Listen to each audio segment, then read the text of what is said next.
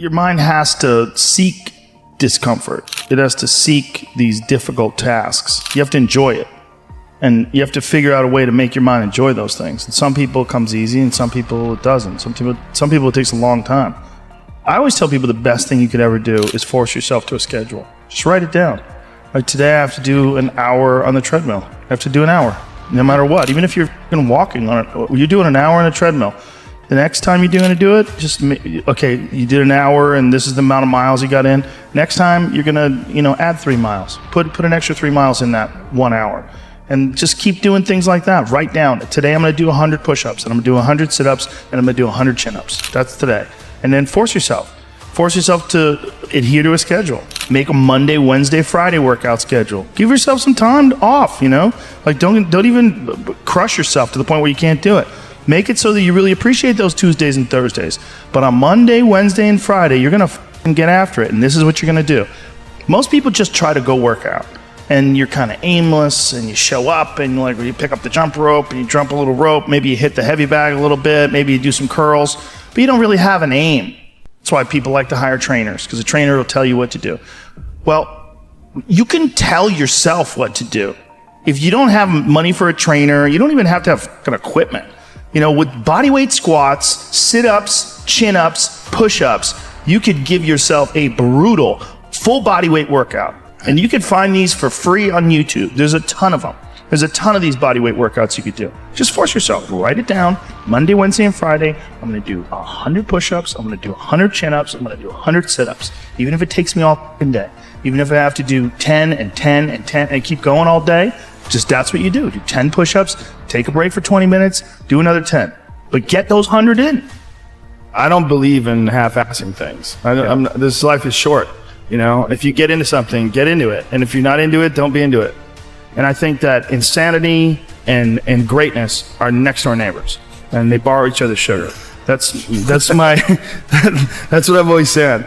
There's something about mastery, like true mastery, that requires you to shut off massive areas of your life. There's a lot of people that are scared of their ability to do something that's difficult.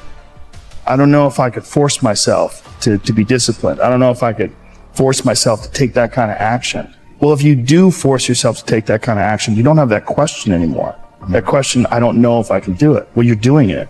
So you obviously can do it. Can you do it tomorrow? We did it today. Or can you do it tomorrow? Just do it. You get so much more benefit out of a struggle that you choose to embark in versus a struggle that life throws upon you. Get out there and go and do something. Just go.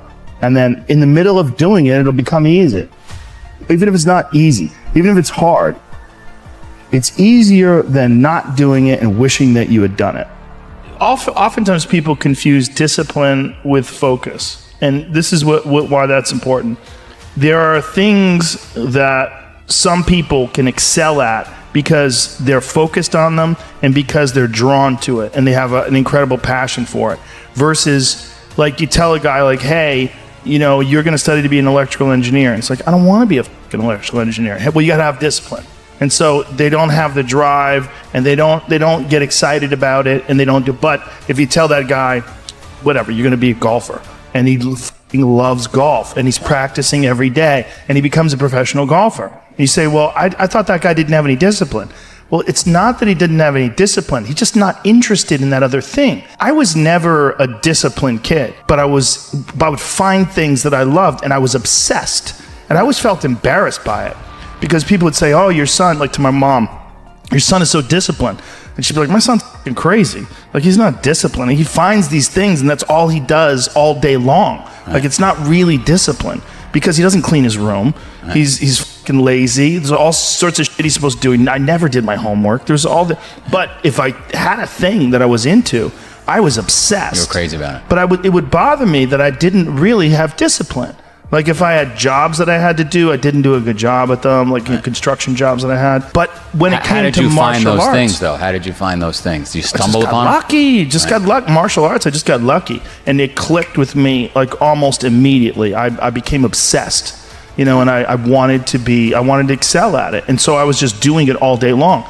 And I think the more you choose to embark in these struggles, these especially physical and mental struggles, because I consider both martial arts, yoga, and actually even trail running, I consider the mental struggles as much as physical struggles. Like, because I could stop anytime I want. I'm halfway up the hill, I can go, fuck this, so I'm walking the rest of the way. Call my dog over, put him on the leash. I'm like, we're walking, buddy.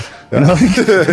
But, or you could say, no, this is what I'm doing today. I have a very clear plan in front of me. My plan is we're doing 4 miles today. This is where we start.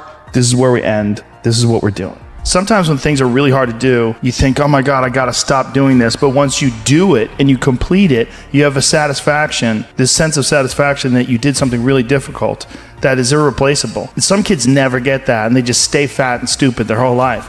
Right. And some kids, they get these little lessons, and then they realize, like, you can push yourself and you can get somewhere. You know, some kids get real lucky and they get involved in sports or martial arts early. And one of the best benefits of sports is you realize that through hard work, you get improvement. Through improvement, you get success. Through success, you get that big dopamine rush. You get that good confidence, feeling. right? You get confidence. Yeah. You get this knowledge. You get the girl. Yeah, you get, sometimes, I didn't. But you get this knowledge that you can do something that's difficult and you can overcome, even though it feels like you can't. You're going to have days where you suck. But those days are so motivational. I mean, that's the bright side of tragedy. So when you come through it, you really will have an appreciation for the moments without tragedy. You don't really feel it unless unless life burns you. You don't really feel it. It's one of the things that I tell people all the time, because a lot of people have a hard time defining themselves. They define themselves by failure because they failed. But I'm like, you're not your failures. You're you. Okay, your life is a series of lessons you've learned. Now, if you just dwell on the failures, like that's not healthy. It's not smart, and it's not empowering. What you got to do is look at those failures and go, well, now you know what not to do. But you're not that. You're you. You know, you could have done the stupidest shit ever, but it's not you. That's not you. You're a different thing. You're the being that's experiencing all these failures. And if you know that they're fuck-ups, then you've learned, okay? If you repeat them over and over again, well, then I can't talk to you. You know, if you keep going back and doing the same stupid shit over and over again, well, you got a deeper issue. You know, I don't know what it is, but I don't have the time. Building up that ability to endure things, that's also a very important mechanism that you could apply to everyday life. Like that, the mechanism of understanding how to endure. Like Jocko Willink's perfect example. You know, he has that thing on his, if you go to his Instagram page, almost every other photo is a watch. And it's a watch that says 4:30 in the morning, because that's when he gets up and he works out and he earns the sunset. And he does that. He's so disciplined, and he's got this saying that's a great saying: discipline equals freedom. And it's true, because he's able to force himself to do that every single time. There's no excuses. There's no breaks. There's no days off. It doesn't happen. So because of that, you're not scared. You know that you can keep doing it. You know that you can continue to perform. There's a lot of people just running from discomfort. They're running from it. They're just avoiding it. So easy to. And like, if you get distracted for a second, you're like, let me check my phone. You just start going through your phone and looking at bullshit, and you're just distracting yourself from the tiniest frustration of boredom. Just the little, we don't get bored anymore. Or if we get bored for these tiny amounts of time, then you get distracted. So your distraction is eliminating your boredom. But the problem with that is, like, there's certain thoughts that only come to you when you're thinking, when you don't have any input coming in. When we're constantly looking at our phones, the only input you're getting is input from other people. And sometimes that's good. Sometimes you get good stuff out of that. But it's like a diet of only fruit. Don't think that you're that person that made those mistakes. You're the person who's learned, you know? And to have that attitude is a really important thing. And to not say, why am I doing this now? I could have been doing this my whole life. Well, you weren't, so the fuck is that gonna help? You know, you gotta not think like that. You just gotta be happy you're doing it now.